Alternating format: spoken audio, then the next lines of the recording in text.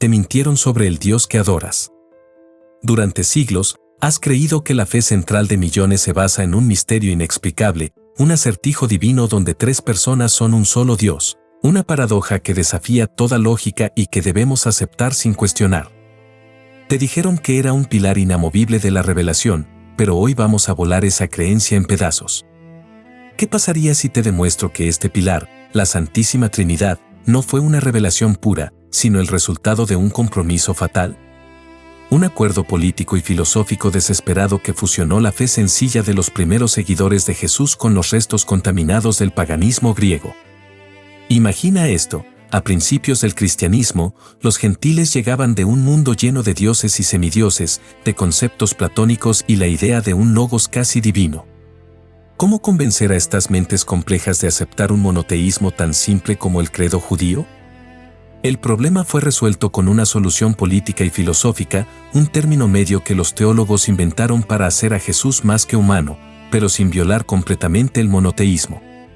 Esta invención fue tan efectiva que borró de la historia el credo real de Jesús. Sentirás indignación y una claridad brutal cuando veas las evidencias históricas, lingüísticas y filosóficas que demuestran que el dogma trinitario es, en esencia, la fusión contaminada del monoteísmo con la idolatría griega. Si alguna vez has sentido una tensión incómoda al intentar encajar a un Jesús 100% Dios y 100% hombre en una única fórmula lógica, no estás solo. Es un sentimiento real y tiene una explicación histórica y filosófica. Lo que está en juego es la pureza de tu fe y el verdadero mensaje del Mesías. En este viaje intelectual, vamos a desmantelar esa mentira para regresar a la fe lógica y potente del primer siglo. La transformación es brutal, pasarás de un misterio inexplicable a una claridad liberadora. Si quieres descubrir más conceptos como este que transforman tu visión del mundo, suscríbete a este canal donde exploramos las ideas más poderosas para tu vida. Fíjate en cómo esto funciona en la realidad. Todo comienza con el credo que Jesús mismo recitaba cada día, el Shema. El Shema, de Deuteronomio 6:4, no es una oración, es una declaración de guerra contra el politeísmo. Dice, oye, Israel, el Señor nuestro Dios, el Señor uno es. En hebreo, la palabra es Ejad, que significa uno, y es una declaración de la unicidad absoluta de Dios, YHWH, el Padre. ¿Sabes lo que más me fascina de esto? Jesús de Nazaret era un monoteísta unitario. Sus enseñanzas, su prédica y su propia teología se basaban en esta premisa innegociable.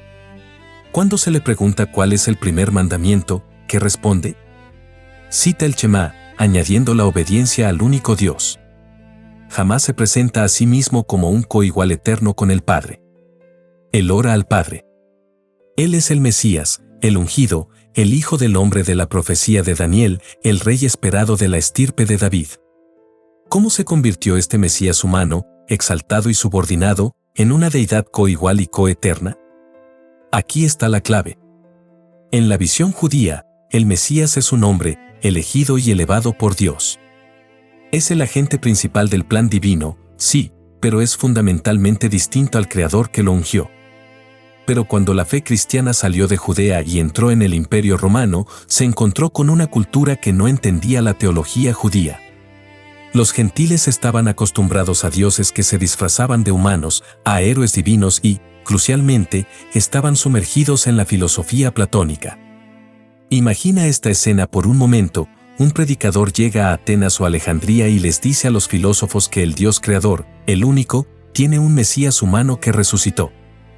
Para el pensamiento griego, un hombre, por muy ungido que fuera, no podía ser el objeto de culto central.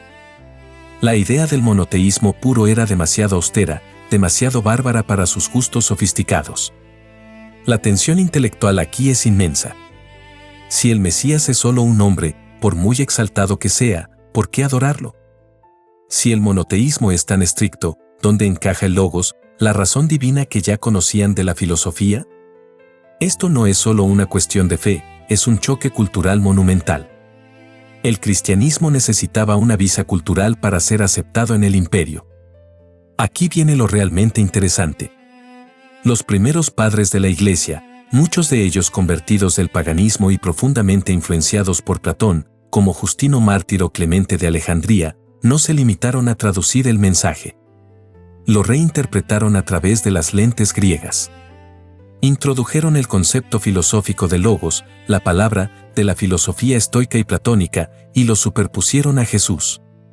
De repente, Jesús ya no era solo el Mesías humano de David, se convirtió en el logos preexistente, la razón de Dios que se encarnó. Este no fue un paso teológico inocente, fue un movimiento estratégico. Al hacer a Jesús un logos preexistente, le daban el estatus filosófico que necesitaba para ser respetable en el mundo romano. Lo elevaban por encima de la simple humanidad, pero a costa de la pureza teológica. La pregunta es, ¿tenían derecho a hacer ese compromiso fatal? La respuesta, como verás, es un rotundo no. Porque una vez que abres la puerta a la filosofía griega, la avalancha de conceptos paganos es imparable. El problema no es que los teólogos fuesen malos, sino que estaban inmersos en una sopa cultural inevitable. Déjame mostrarte algo asombroso. El motor detrás del término medio llamado Trinidad es la necesidad de llenar el vacío filosófico que el cristianismo puro dejaba en la mente griega. Para ellos, la divinidad no podía ser simple, debía ser un concepto complejo, una emanación o una jerarquía. El platonismo, y especialmente el neoplatonismo, dominaba el panorama intelectual. La idea central era que Dios, el Uno, era tan sublime y perfecto que no podía interactuar directamente con el mundo material impuro. Necesitaba intermediarios o emanaciones. El Logos, la mente o razón de Dios, era el primer intermediario. Cuando los padres de la Iglesia vieron el Evangelio de Juan comenzar con «En el principio era el Logos», eureka. Pensaron que habían encontrado el puente perfecto. Pero cometieron un error fatal. Confundieron la expresión de Dios con una persona eterna e independiente. ¿Por qué este error fue tan decisivo? Porque al identificar a Jesús con el logos filosófico, lo forzaron a encajar en la jerarquía platónica. Un ejemplo cotidiano reconocible es como cuando intentas explicarle un concepto muy complejo a alguien usando la terminología de su profesión. Usa sus palabras para que entienda, pero terminas distorsionando la idea original. Eso pasó con la fe. Usaron la palabra logos, pero esta palabra venía cargada con el equipaje de la divinidad menor y la preexistencia impersonal platónica. Piensa en el famoso filósofo Filón de Alejandría, judío helenizado, que ya hablaba del logos como una segunda deidad o el primogénito de Dios en un sentido casi mitológico, para unir el judaísmo con el pensamiento griego. La Iglesia postapostólica simplemente tomó este modelo y lo cristianizó, haciendo de Jesús esa segunda deidad. El Mesías humano, subordinado, que nació de María y fue ungido, fue transformado en el logos preexistente que se hizo carne. Esta transformación es la verdadera semilla del problema. Una vez que Jesús se convierte en el logos preexistente, ya no puede sostener el monoteísmo simple. Tienes que explicar de dónde salió este logos co-creador que existía antes de nacer.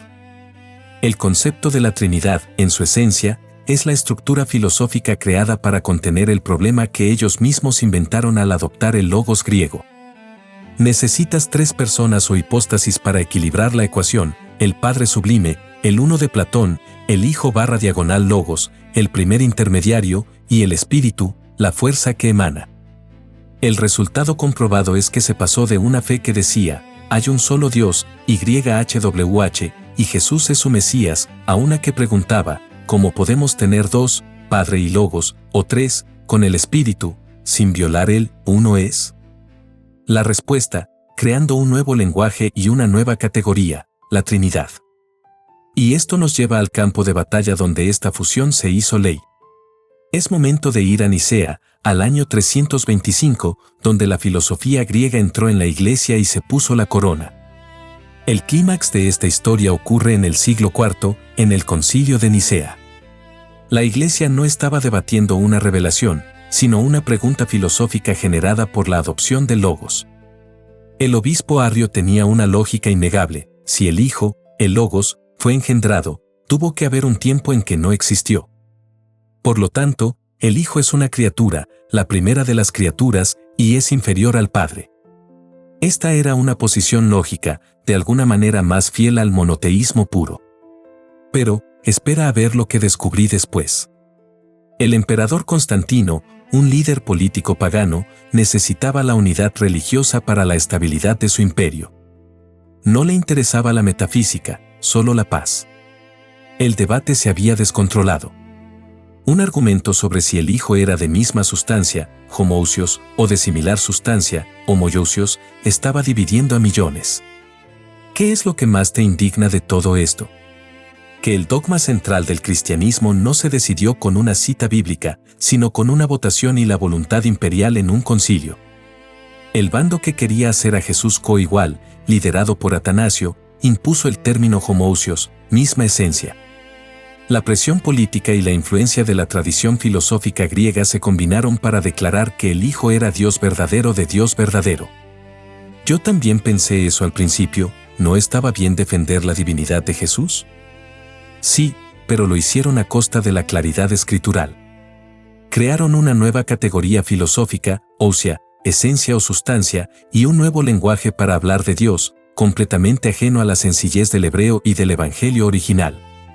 El trinitarismo, en este contexto, es el término medio que se impuso. No podían ser un Dios simple porque el logos preexistente ya había sido aceptado, pero tampoco podían aceptar una pluralidad de dioses, politeísmo. Así que inventaron la fórmula, una esencia, ousia, en 3 personas, hipóstasis. Esta fórmula es la definición misma de una obligación filosófica y un compromiso fatal. Tuvieron que crear un lenguaje tan abstracto y paradójico para protegerse del politeísmo abierto, mientras seguían manteniendo la idea del logos coeterno, extraída de la filosofía griega. Se convirtieron en monoteístas funcionales que, en la práctica, adoran a 3. Piensa en la consecuencia. En la fe pura, tú oras directamente al Padre, en el nombre de su Mesías, Jesús. En el término medio, oras a 3, o a uno de los 3, y te pierdes en la neblina. Si esta revelación te impacta tanto como a mí, dale like para que más personas descubran esta verdad. Este concilio fue el momento en que la Iglesia, para complacer al mundo griego y al emperador, sacrificó la pureza del Shema en el altar de la estabilidad filosófica y política. Y eso es lo que estamos viviendo hoy. Ahora que entendemos cómo nació, veamos las consecuencias fatales y por qué este dogma te aleja del discipulado real. Las consecuencias de este compromiso no son solo históricas o académicas, son profundamente prácticas y espirituales. El dogma de la Trinidad ha creado una esquizofrenia teológica que hace casi imposible entender el rol real del Mesías. La paradoja perturbadora es que cuanto más intentas honrar a Jesús como Dios eterno, menos puedes seguirlo como Mesías modelo. ¿Por qué? Si Jesús es Dios coigual, ¿qué significa que Él oraba al Padre? ¿Estaba orando a sí mismo? ¿Qué significa que fue tentado? ¿Puede Dios ser tentado? ¿Qué significa que aprendió obediencia o que fue exaltado y recibió todo poder después de la resurrección? Si el dogma es verdad, toda la narrativa del Evangelio se convierte en una puesta en escena, un teatro divino. Si Jesús siempre fue Dios, su bautismo, sus tentaciones, su agonía en Getsemaní y su exaltación pierden su poder como modelo humano de obediencia perfecta. El concepto, extraído de la filosofía griega, ha borrado el concepto bíblico del Mesías. Aquí viene otra cosa que nos toca de cerca. Mira la historia de los credos. Se vuelven cada vez más complejos. El credo de Nicea ya era complicado, pero el posterior credo atanasiano es una obra de arte de la contradicción filosófica, exige creer en un Dios incomprendido que está incomprensiblemente unido en 3 personas. Esto no es fe, es una obligación filosófica vestida de teología. Un caso histórico específico con detalles lo encontramos en la oración. El Mesías humano, exaltado, nos enseñó a orar al Padre Nuestro. Pero con el dogma, la oración se complica. La gente ora a Jesús, al Espíritu Santo, a la Trinidad como un todo, y se pierde la intimidad y la claridad de la relación Padre-Hijo. El dogma nos aleja del modelo simple de oración que el propio Jesús enseñó y practicó. Este descubrimiento puede transformar completamente tu perspectiva. Por eso creé un material gratuito y completo para que explores este tema a fondo, desde las profecías de Daniel hasta los concilios. Encuéntralo en el enlace de la descripción, descárgalo ahora. La gran mentira es que la Trinidad es necesaria para la salvación. Pero si miramos los evangelios, Lo que se exigía era creer que Jesús es el Mesías, el Hijo de Dios, en el sentido de ungido y agente, no creer en una fórmula metafísica griega. La Trinidad, como término medio, fue un error fatal de traducción cultural y filosófica que transformó una fe de discipulado simple en una metafísica compleja. Es hora de romper con esa cadena. La buena noticia es que, al exponer el compromiso, recuperamos la fe simple, lógica y potente que el Mesías nos entregó. El propósito de exponer este compromiso fatal no es solo criticar, sino restaurar. Al eliminar el término medio filosófico, la fe se vuelve sorprendentemente clara. Imagina esta escena por un momento, un Jesús que no tiene que fingir su humanidad, que genuinamente aprende, crece, es tentado y necesita orar para recibir fuerza. La base de la fe restaurada es simple y se basa en el poder del único Dios Padre y el rol único de su Mesías, el hombre Jesús. Como observó un estratega, si solo hay un Dios, entonces su Mesías no es Dios. El poder de esta idea es la coherencia lógica. Fíjate en cómo esto funciona en la realidad. El apóstol Pablo lo resumió de forma demoledora en 1 Corintios 8:6. Él no escribió, un solo Dios en tres personas. Él escribió, para nosotros, sin embargo, solo hay un Dios, el Padre, del cual proceden todas las cosas, y nosotros somos para Él, y un solo Señor, Jesucristo, por medio del cual son todas las cosas, y nosotros por medio de Él. ¿Ves la dicotomía? El Padre es el único Dios, Jesús es el único Señor, Mesías. Esta es la fórmula simple del primer siglo, antes de que el logos griego lo complicara todo. La evidencia histórica muestra que el problema no era que la gente dudara de la exaltación de Jesús, sino que los gentiles dudaban de su suficiente divinidad en comparación con sus propios dioses. Aquí viene lo realmente interesante. Al volver al Mesías de David, regresamos a un evangelio que es universalmente entendible sin necesidad de metafísica platónica. La barrera intelectual y lógica cae. Dejas de luchar contra un misterio y pasas a entender la relación jerárquica clara. El Padre, la fuente, actúa a través del Hijo, el agente. Un ejemplo cotidiano es la diferencia entre el director general de una empresa, el Padre, la fuente de autoridad, y el director de operaciones, el Hijo, el agente que ejecuta toda la voluntad del director general. Ambos son cruciales, pero uno es la fuente de autoridad y el otro es el agente delegado. Es una relación subordinada y de poder delegado. Cuando aplicas esta analogía de poder delegado a la fe, la exaltación de Jesús al lado de Dios tiene sentido, es el agente final de YHWH, nuestro Rey, nuestro Salvador, pero no el Creador mismo. La tensión intelectual se resuelve al abrazar esta sencillez. El compromiso fatal con el paganismo griego hizo que el Mesías perdiera su rol de modelo de obediencia perfecta. La restauración de la fe simple devuelve a Jesús su humanidad ejemplar y su rol profético / real, lo que hace su discipulado no solo posible, sino la única forma de vivir la fe. La decisión es tuya, ¿continuarás con la fórmula abstracta y contaminada, o abrazarás la claridad radical del credo de Jesús? Ahora ves la fe central del cristianismo de manera completamente diferente. La Trinidad no fue una revelación pura, sino el término medio filosófico que se tragó la pureza del monoteísmo. Fue el compromiso fatal para apaciguar el pensamiento griego y a los emperadores.